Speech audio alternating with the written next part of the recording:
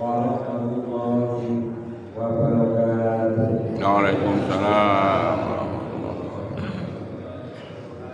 Bismillah, alhamdulillahilladzi 'allama al-insana ma lam ya'lam. Asyhadu an la ilaha illallah wahdahu la syarika lah. Alladzi lam yas'al 'ala kulli syai'in wakila.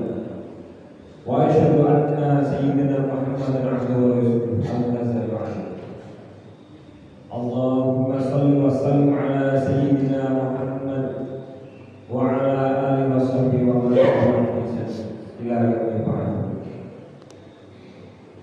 Yang saya hormati, juga saya taati kepada seluruh para alim ulama, para kiai, para ustaz, para ustadzah, dan khususnya ketua takmir Masjid As-Sakinah Perumahan Majalengka Indah ini beserta jajarannya, dan juga kepada seluruh hadirin Bapak Ibu muslimin muslimat yang dirahmati oleh Allah. Pertama-tama, marilah kita panjatkan puja dan puji syukur kita kepada Allah Subhanahu wa taala yang memberikan karunia dan juga nikmatnya kepada kita, sehingga kita dapat berkumpul dan bermuajahah di masjid yang mulia ini. Salawat serta salam senantiasa kita haturkan kepada junjungan kita Nabi Muhammad sallallahu alaihi wasallam, dan semoga kita telah mendapatkan syafaatnya yang mulia ini. Dan sebelumnya saya minta maaf dan nyuwun sewu di sini, yakni belajar baru nih kalau Bapak Ibu sekalian. Saya di sini menjadi pengganti atau bantal dari beliau Bapak Taufik. Kebetulan pada hari ini beliau bisa menemani, memberikan tausiah, memberikan pengajian kepada Bapak Ibu sekalian.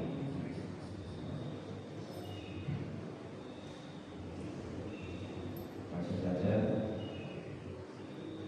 ini di sini akan menyampaikan sedikit hal, terutama yang berkaitan dengan hidup, sebagaimana firman Allah dalam kitab dalam Al-Quran.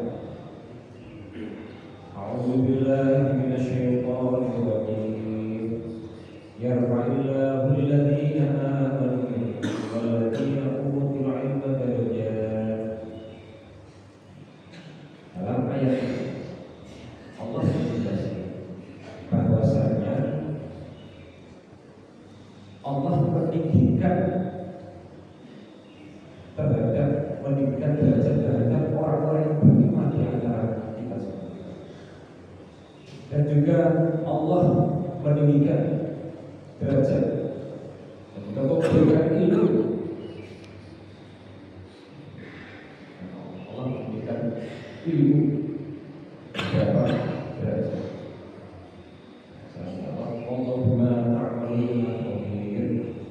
Dan Allah itu maha mengetahui apa yang kita kerjakan.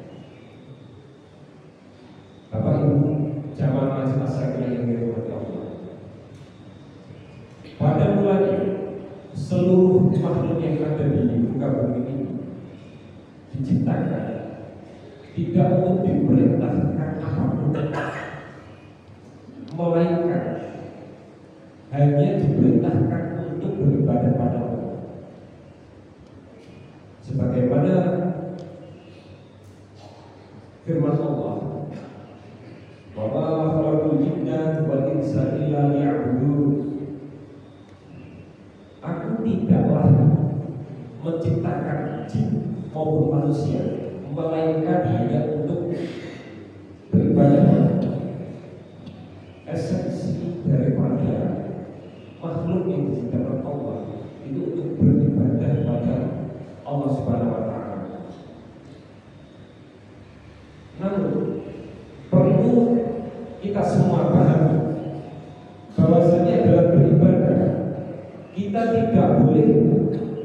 sembarangan. Kita tidak boleh asal-asalan. Kita tidak boleh serampangan. Kita tidak boleh sekedar kita sendiri. Dalam ibadah itu ada aturan-aturan. Terutama dalam sholat katakan itu ada rukunnya, ada syaratnya, dan juga hal yang bernama sholat dan lain sebagainya. Nah, itu juga yang perlu kita harus ketahui dan harus disertai atau didasari dengan adanya ilmu. Atau setidaknya kalau kita kapasitas kita itu masih belum mengetahui hal demikian, ya sudah selayaknya kita bertanya pada orang yang mengetahui. Hal ini berdasarkan firman Allah, wa ma arsalna min qablika illa ja'alna ilaihim fas'alu 'ala dzikri in kuntum la ta'lamun. Aku tidaklah mengutus dari nabi sebelummu, wahai Muhammad, kecuali rasul-rasul tersebut itu aku berikan wahyu pada mereka. Lantas bertanyalah pada ahli dzikir. Ahli dzikir di sini ditafsir sebagai orang yang mengetahui, orang yang berwawasan, orang yang berilmu. Itu melatangkan jika kalian tidak mengetahui. Dari ayat ini jelas bahwasanya kalau kita memang tidak mengetahui pada suatu hal apapun, khususnya yang berkaitan dengan ibadah, kita harus bertanya kepada orang yang mengetahui, bertanya pada orang yang dan sebagainya. Karena kalau kita dalam beribadah itu sembarangan, katakan ibadah sholat itu tidak sah kalau tidak didahului dengan wudu. Namun wudu itu juga ada tata caranya tersendiri. Mana yang wajib, fawad, tidak wajib, fawad wajib. Mana yang wajib, tidak wajib, fawad wajib. Perkara yang hal tersebut tidak bisa sempurna kecuali dengan perkara wajib, maka perkara tersebut itu wajib dilakukan. Sebagaimana wudu, sholat itu tidak sah, tidak akan sempurna jika tidak berwudu. Katakan semacam itu. Ini hanya sebagai perumpamaan. Terus selanjutnya, dalam firman Allah yang lain, tepatnya terdapat dalam surat An-Nahl ayat 43. Qul hal yastawi alladziina ya'lamuuna wal ladziina laa ya'lamuun innama yatadzakkaru ulul albab. Katakanlah wahai Muhammad, apakah sama orang yang berwawasan atau orang yang berilmu dan orang yang tidak berilmu? Innama yatadzakkaru ulul albab, sesungguhnya hanya orang-orang yang berakal yang mau menerima pelajaran. Jadi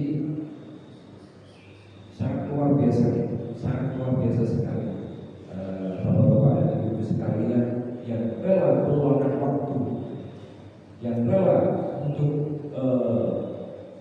mencari secercah ilmu, meskipun itu melalui majelis atau di majelis-majelis yang lain, atau di tempat pengajian lain, atau di madrasah dan lain sebagainya. Itu sama saja saja. Jadi untuk mencari ilmu itu tidak melulu hanya di tempat-tempat, misalkan sebagaimana madrasah, sekolah, ataupun tempat pendidikan dan lain. Karena esensinya daripada pusatnya ilmu, yakni para sahabat yang berguru pada kanjeng Nabi. Nah itu pada mulanya yang bermula dari masjid. Kanjeng Nabi berdakwah dari masjid. Jadi dan di manapun tempat, kalau memang di dalamnya terdapat hal yang bisa memberikan kemanfaatan bagi kita, yang di dalamnya terdapat majelis ilmu, tentu itu sangat bernilai tinggi dan berkaitan dengan hal-hal yang kita jalani atau aktivitas kita, khususnya pada ibadah itu harus ilmu. Ini Imam Ghazali berkata, "Warubama salatin wahidatin yata'allamuha aw ta'allimu falisruhu biha ibadat walau lam yata'allamuha lakana sa'yuhu dha'i'an." Betapa banyak satu masalah, maksudnya satu masalah, satu ilmu yang dipelajari oleh penuntut ilmu, lalu dengan itu ia memperbaiki seluruh ibadah sepanjang hidupnya. Dan seandainya ia tidak mempelajari, niscaya seluruh usahanya atau dalam tanda kutip ibadahnya akan sia-sia.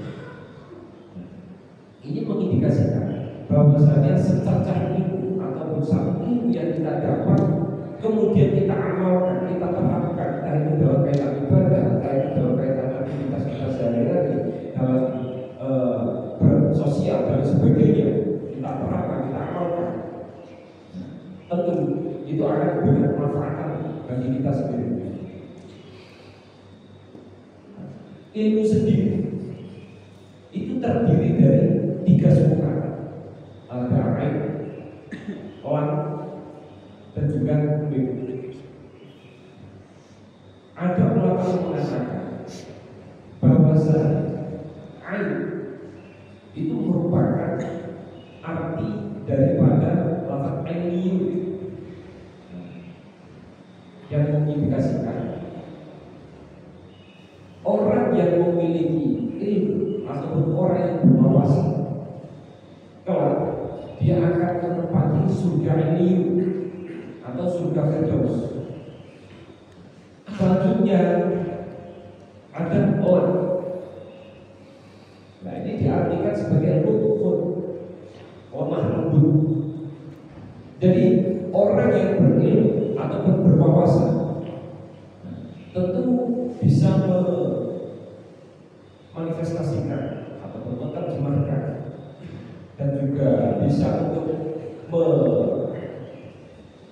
menjadikan ucapannya, tutur katanya, perilakunya ini lemah lembut dan juga penuh belas kasih dengan sesama.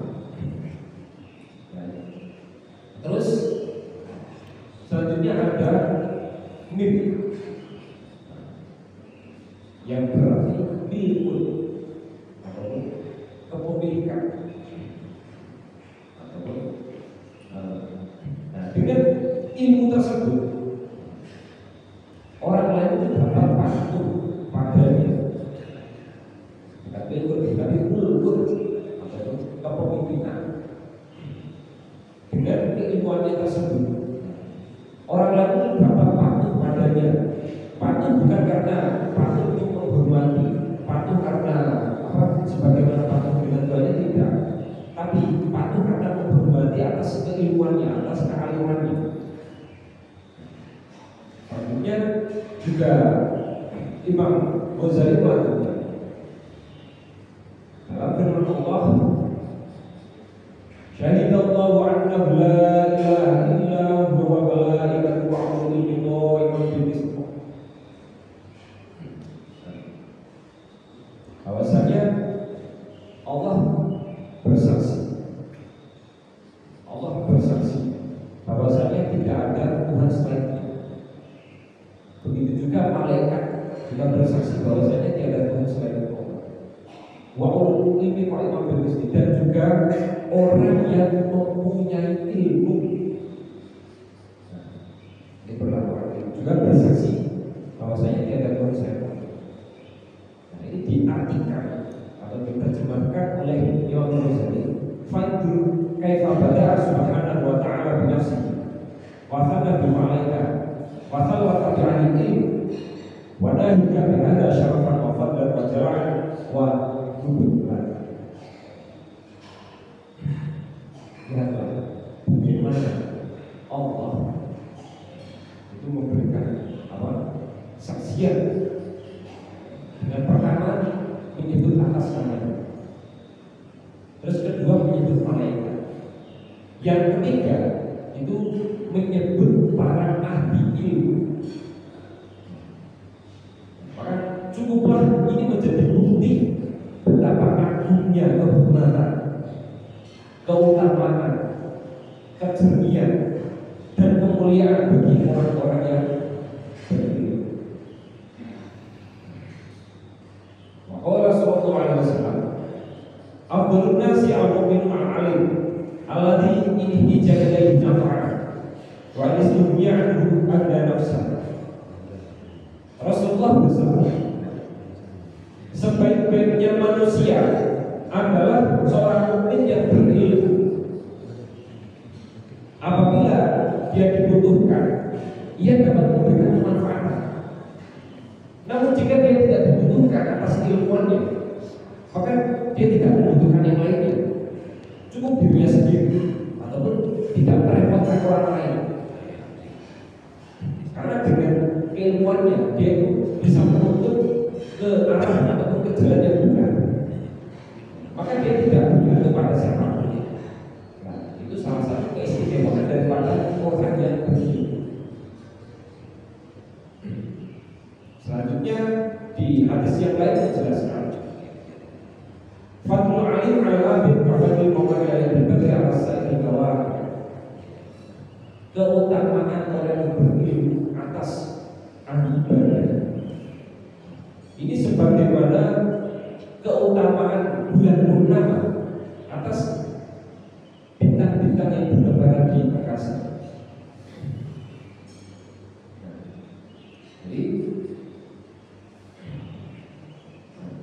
Jadi dalam hal ini bisa ditarik kesimpulan bahwasanya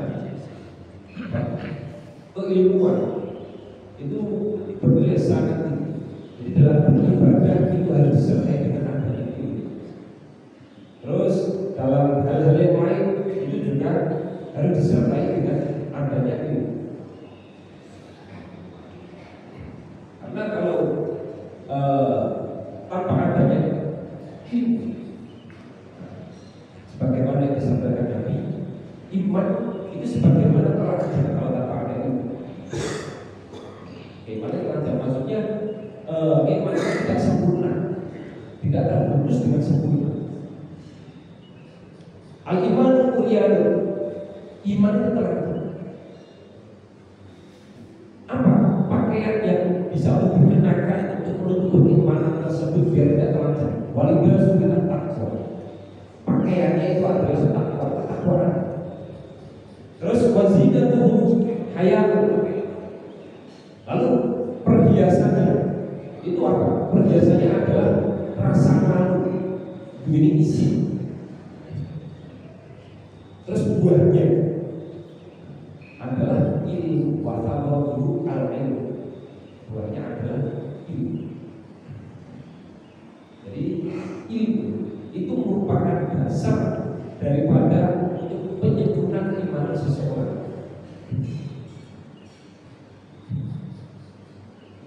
Terus orang yang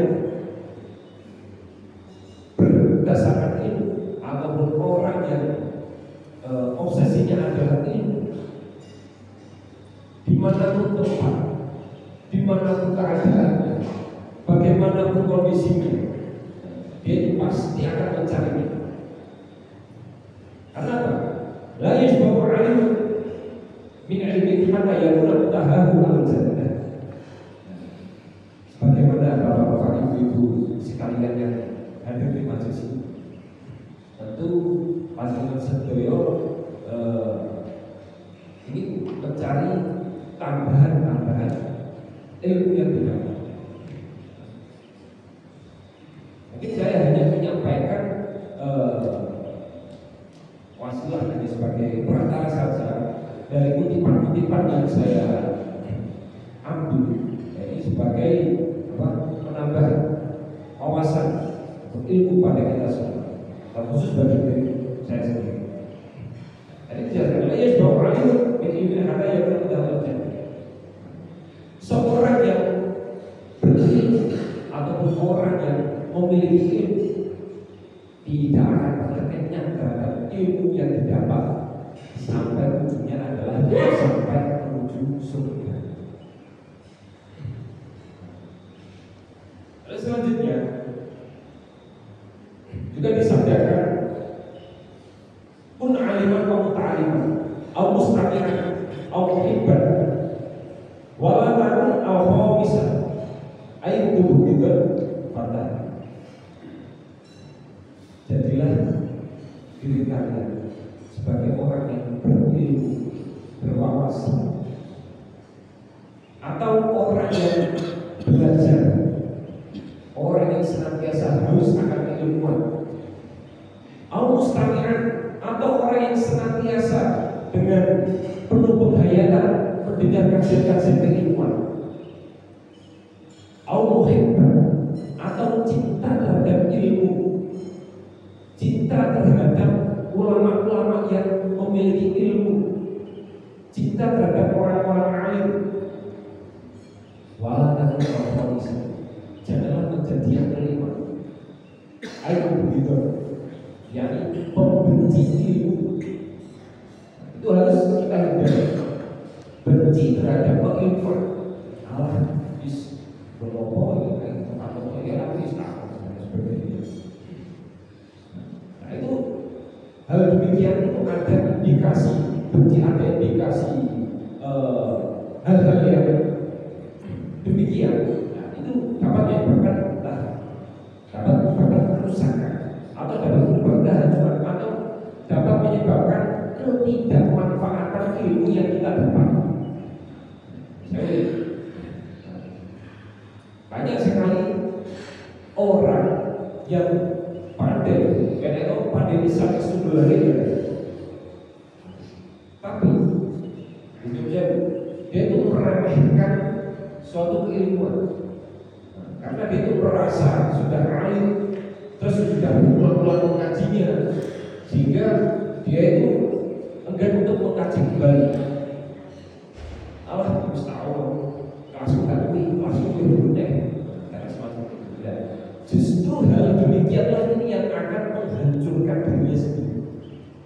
Karena sama halnya secara tidak langsung dia itu benci terhadap ilmu.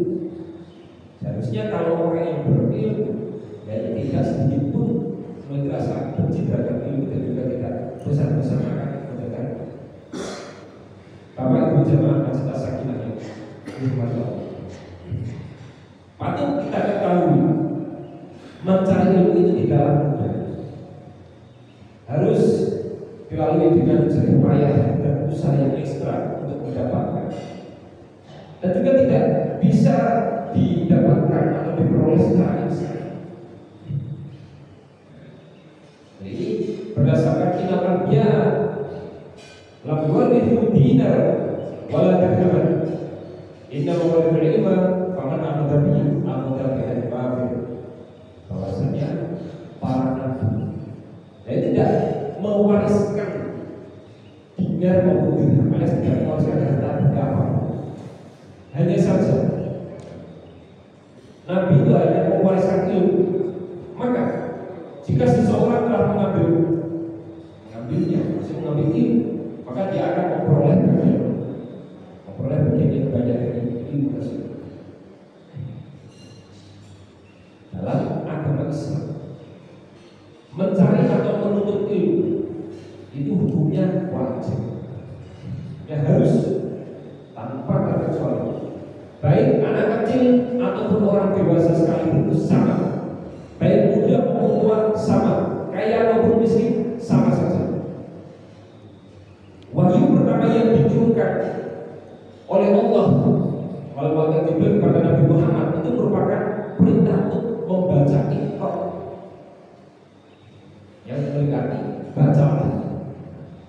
Membaca itu merupakan jembatan pertama untuk mendapatkan ilmu. Karena kalau kita tidak membaca, tentu wawasan kita itu ya tidak akan bertambah. Sebagai besar ulama mentafsirkan kalimat Iqra itu sebagai tuntutan atau seruan kita dalam menuntut ilmu. Aku tidak tahu bahwasanya Nabi pertama kali mendapatkan wahyu berupa Al-Quran itu kondisinya berbeda. Pada kita lakukan patut kita akan pertama pada saat wahyu jadi berupa wahyu Al-Quran turun pada Nabi itu wajahnya memerah. Saking dahsyatnya turunnya wahyu tersebut, wajah Nabi sangat memerah. Terus yang kedua, Nabi itu sampai berkeringat. Terus yang ketiga, Nabi sempoyongan berdiri. Atau turunnya wahyu itu juga membuat Nabi Muhammad sempoyongan. Meski kesadaran dan kestabilan beliau tidak sampai hingga. Dan keempat, tubuh Nabi Muhammad menjadi berat. Yang kelima, Nabi Muhammad itu seperti mendengar segerombolan lebah. Ini mengindikasikan menurut riwayat yang lain bahwasanya Nabi Muhammad saat menerima wahyu itu menggigil, tidak menggigilnya orang yang beriman. Ini membuktikan bahwa sebenarnya mempelajari atau belajar ilmu dari Allah Subhanahu Wa Taala tidak ada yang mudah, tidak ada yang instan. Sekalipun yang sudah barang tentu mendapatkan jaminan ini merasa berat dan sampai kondisinya sedemikian rupa kalau menerima baru pertama kali itu berupa Al-Quran. Apalagi kita, mana sebenarnya kita itu lebih ekstra, lebih berusaha semaksimal mungkin untuk mendapatkan ilmu, untuk menambah wawasan kita.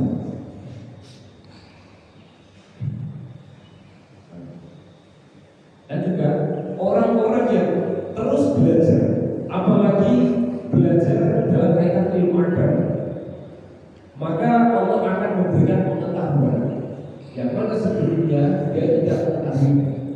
Hal ini berdasarkan firman Allah, "Allamal insana ma lam ya'lam." Ini diartikan atau ditafsir sebagai man 'amila bima 'alima. Man 'amala bima 'alima warafahu ilma ma lam ya'lam. Barang siapa yang mengamalkan apa yang diketahuinya, maka Allah akan memberikan ilmu yang mana ilmu tersebut itu sebelumnya belum pernah ia ketahui. Ini mengindikasikan bahwasannya kalau kita senantiasa untuk berusaha mengetahui ilmu-ilmu Allah, khususnya ilmu-ilmu yang berkaitan untuk menunjang kepada kita, untuk mempertebal keimanan kita dan lain sebagainya, itu Allah akan membukakan pintu-pintu keilmuan-keilmuan kita.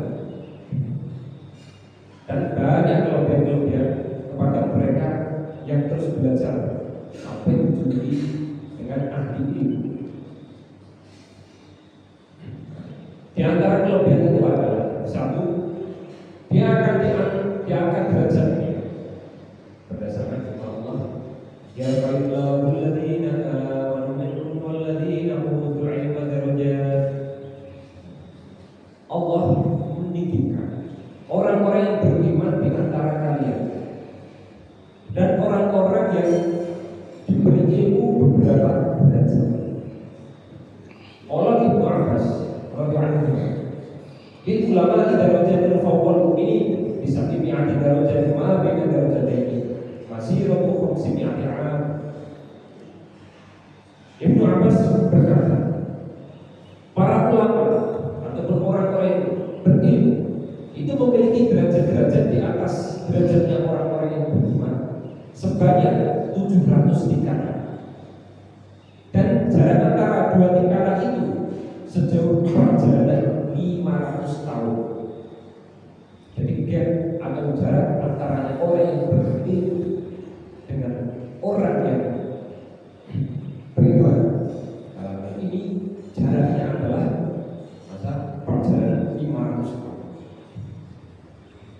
Ini menegaskan betapa luasnya perbedaan derajat antara orang berilmu dan yang tidak. Menurut Haji Hasyim Asy'ari, alasan Allah mengangkat derajat para ahli ilmu adalah karena mereka dapat mengaplikasikan ilmu mereka dalam kehidupan sehari-hari. Beliau memberikan tafsir ayat di atas sebagaimana berikut: Ayu yarfa'ul ulama min derajat bima jama'u min al-ilmi wa kalam. Yakni Allah meninggikan derajatnya orang-orang yang berilmu. Ini dengan sebab mereka menghubung atau menyatukan, mengkombinasikan antara ilmu dan juga amal. Jadi tidak cukup hanya sebatas ilmu saja tanpa didasari dengan adanya amal.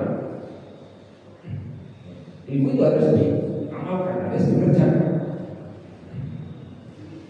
Apa yang disampaikan oleh Haji Asy'ari tersebut ini senada dengan apa yang disampaikan oleh Habib Zain bin Ibrahim bin Smith dalam kitab Minhajus Shalihin.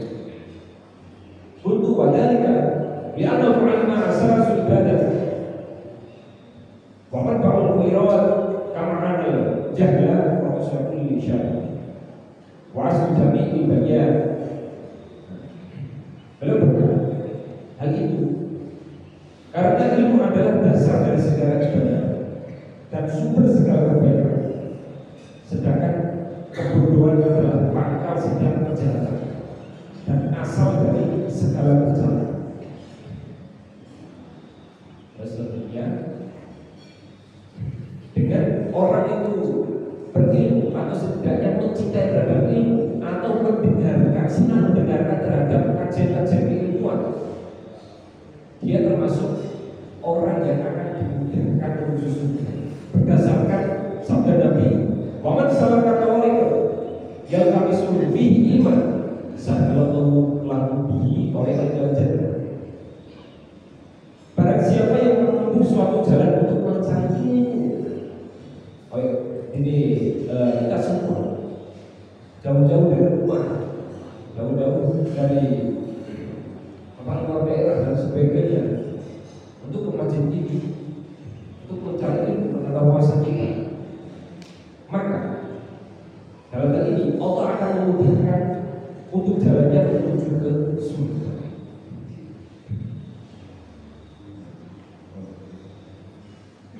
Jadi jamaah Masjid As-Sakinah yang dimuliakan oleh Allah, demikianlah tema dalam belajar baru. Saya silakan dengan belajar baru karena saya juga masih membutuhkan keilmuan siapapun lebih dari pandangan sebelum. Semoga dalam kesempatan kali ini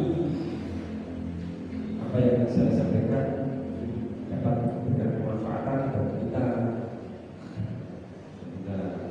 tergolong orang-orang yang semangat dalam mencari ilmu manapun dan kapanpun berada, khususnya di majelis yang sangat mulia. Dan semoga ilmu yang kita peroleh itu dapat mengantarkan kita menuju surga Allah Subhanahu wa taala. Kemudian yang bisa saya sampaikan ada kurang lebihnya, mohon maaf. Wassalamualaikum warahmatullahi wabarakatuh. Doa.